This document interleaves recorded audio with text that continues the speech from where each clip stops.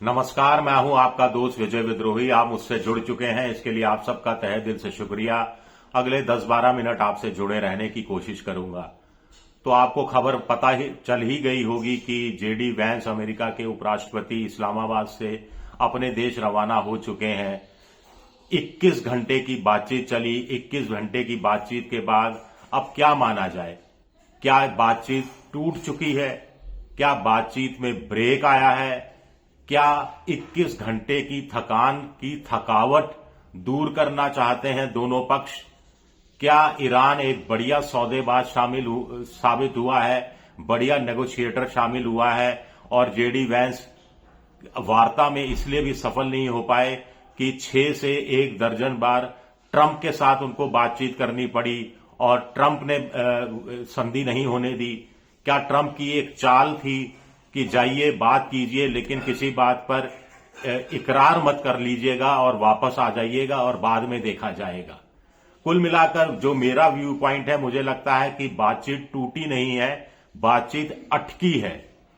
मेरा view point है कि दोनों पक्षों ने तालाब में पत्थर फेंका है और लहरें गिनने की कोशिश कर रहे हैं। दोनों पक्षों ने एक दूसरे के पाले में गेंद डाल दी है और देखने की कोशिश कर रहे हैं कि अगला रिएक्ट कैसे करता है या अगला कितना झुकने के लिए तैयार होता है। दोनों पक्षों को डिकोड करने की कोशिश करेंगे। तो आपका मेरा विनम्र अनुरोध है कि वीडियो पूरा देखिएगा और पसंद आए तो लाइक कीजिएगा, शेयर कीजिएगा और सब्सक्राइब जरूर कीजिएगा।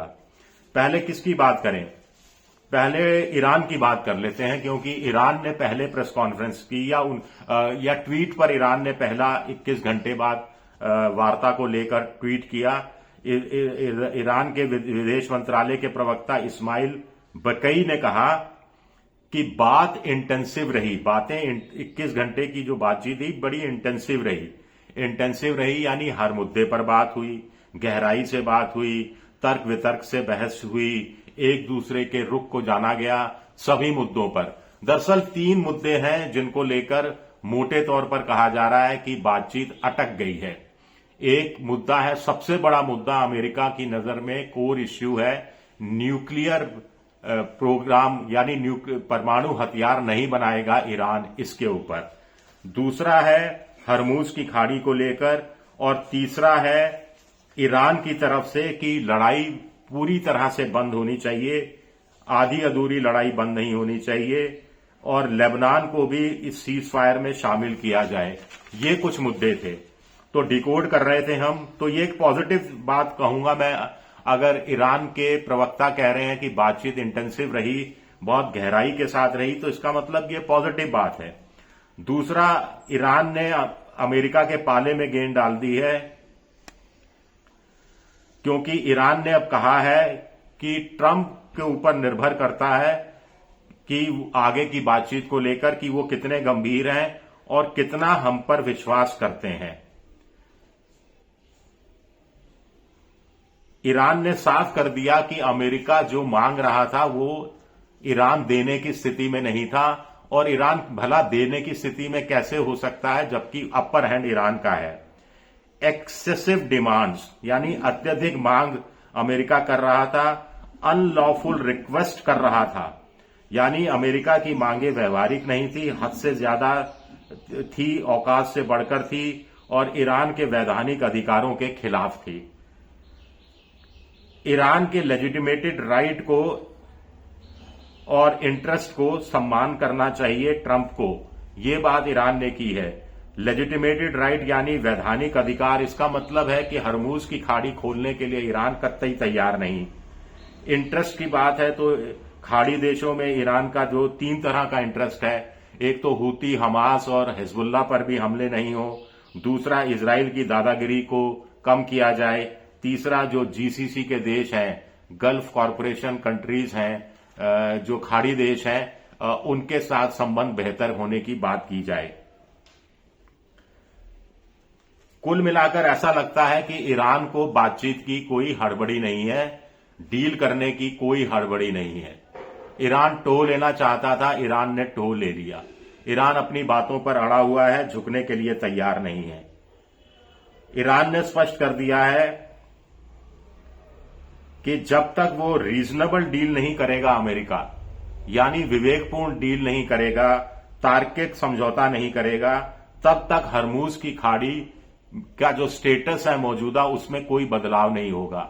यानी अमेरिका पर दबाव है ईरान का डिकोड किया जाए कि हरमुज की खाड़ी पर ईरान कोई समझौता नहीं करना चाहता और इस पर वो दबाव बनाए रखेगा। अब अमेरिका के जो जेडी वैंस है, उपराष्ट्रपति हैं, उनकी बात की जाए कि उनका यह कहना था कि न्यूक्लियर वेपन नहीं बनाएगा ईरान, लेकिन ईरान तो 2015 में ही कह चुका है, लिखित में दे चुका है अमेरिका को कि वो न्यूक्लियर वेपन नहीं बनाएगा। तो फिर ट्रंप क्यों अड़े हुए हैं नए सिरे से समझौता करने में? यानी वो नहीं चाहते कि 2015 का ओबामा का समझौता लोगों को याद आए, जिसको नकार दिया था ट्रंप ने। जेडी वैंस ने कहा कि बेस्ट एंड फाइनल ऑफर हमने दे दिया है और बड़ा सिंपल प्रपोजल दे दिया है। इसका मतलब है कि लड़ाई जो वार्ता है वो खत्म नहीं हुई है, उसमें ब्रेक आया है। मैंने आपको बेस्ट एंड फाइनल ऑफर दिया, तो आप मेरे बेस्ट एंड फाइनल ऑफर का क्या रिप्लाई देते हैं, उस पर डिपेंड करेगा कि आगे क्या मैं बोलूंगा या मैं अपनी जो ऑफर को थोड़ा टूल डाउन करूंगा, कूल डाउन करूंगा, उसमें कमी लाऊंगा या नहीं लाऊंगा। क्योंकि जेडी वैंस ने यह नहीं कहा कि हमारे बेस्ट एंड फाइनल ऑफर को ईरान ने ठुकरा दिया, ऐसा बिल्कुल नहीं कहा। उन्होंने कहा कि इससे साफ है कि डील का रास्ता खुला है, क्योंकि वो कह रहे हैं हमें बेस्ट एंड फाइनल ऑफर दे दिया है, देखते हैं कि क्या ईरान इसे स्वीकार करता है। तो आप समझ गए ना, कोई भी देश, ट्रंप अच्छी तरह से जानते हैं कि बेस्ट एंड फाइनल ऑफर अगर ईरान ने अमेरिका को दिया होता तो उसको हूबहू जस का तस ट्रंप भी स्वीकार नहीं करते। ट्रंप को एक बात समझ में आनी चाहिए कि ये पॉलिटिकल डील हो रही है, ये डिप्लोमेटिक डील हो रही है, ये हथियारों के सौदे की डील नहीं है, ये कंपनी के किसी अधिग्रहण की डील नहीं है। ट्रंप की जो बिल्डिंग है, ट्रंप टावर में किसी फ्लैट की डील नहीं है कि चलिए भाई लाख कम दे देना, 2 लाख कम दे देना, या व्हाइट में इतना दे देना, ब्लैक में इतना दे देना, चलो इतना दे दो, इतना दे दो, ऐसा नहीं है ये। दूसरा जो कहानी सामने आ रही है कि 21 घंटे की बातचीत में यह तय हो गया है कि अब किस मुद्दों पर आगे बातचीत होगी और किस मुद्दों पर आगे बातचीत नहीं होगी। क्योंकि ट्रंप उन्होंने कह दिया, ये जेडी वैंस ने, कि रेड फ्लैग्स क्या है, क्या चीजें नेगोशिएबल हैं और क्या चीजें नॉन नेगोशिएबल हैं, ये साफ साफ बता दिया गया है। ये भी एक पॉजिटिव बात है। चलो क्लियर हो गया मामला, आगे 21 घंटे की बहस की जरूरत की बातचीत की जरूरत ही नहीं पड़ेगी, जल्दी मामला भी तय हो सकता है या फिर अटक सकता है, वो अलग कहानी है। ट्रंप, जेडी वैंस की एक और बयान बड़ा इंपॉर्टेंट है, इसको बिटवीन द लाइन समझना जरूरी है। जेडी वैंस कह रहे हैं कि 21 घंटे की बातचीत के बाद भी कोई समझौता नहीं हो सका, ये बैड न्यूज है, ये बुरी खबर है, कोई इनकार नहीं करेगा। आगे वो कह रहे हैं ईरान के लिए ज्यादा बुरी खबर है, चलिए मान लिया, लेकिन आगे क्या कह रहे हैं जेडी वैंस, अमेरिका के लिए भी बुरी खबर है। यानी एक बुरी खबर के साथ अमेरिका लौट रहे हैं जेडी वैंस, और एक बुरी खबर के अनुसार, जेडी वैंस के अनुसार, तेहरान लौट रहे हैं ईरान का प्रतिनिधिमंडल। इसका मतलब है कि बुरी खबर को गुड न्यूज में बदलने की गुंजाइश कहीं ना कहीं बची हुई है।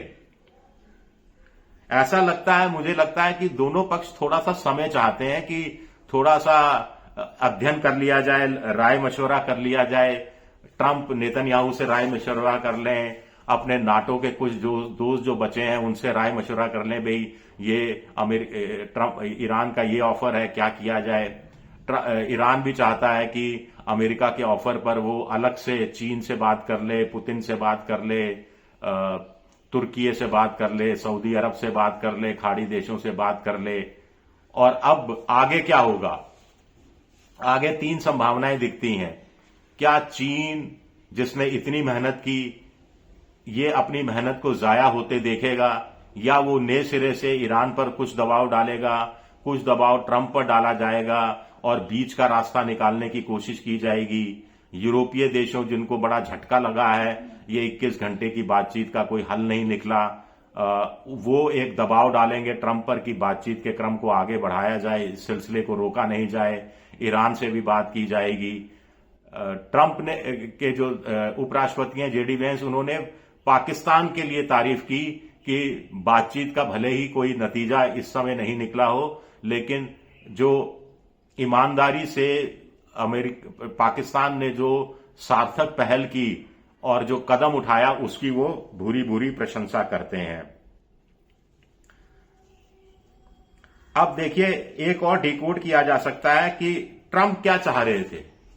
ट्रंप चाह रहे थे कि ईरान हस्ताक्षर कर दे कि साहब वो न्यूक्लियर हथियार नहीं बनाएगा।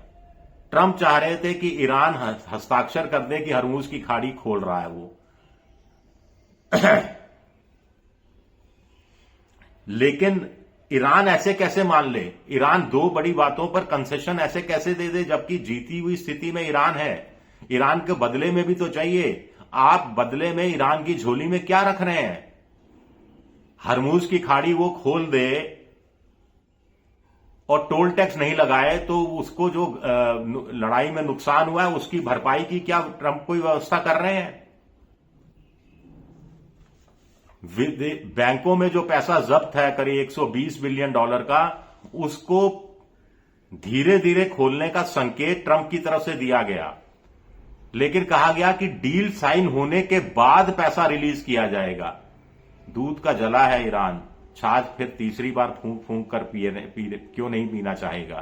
कैसे यकीन कर लें कि ट्रंप डील पर हस्ताक्षर हो गए तो अपनी बात से मुकर नहीं जाएंगे? बदले में ईरान को क्या मिलेगा ये बिल्कुल साफ नहीं किया है। चलिए देखते हैं। मुझे तो लग रहा है कि ये एक पॉजिटिव नोट है। गिलास में पानी आधा भरा है या आधा खाली है? आपको लगता है आधा खाली है, मुझे तो लगता है आधा भरा हुआ है।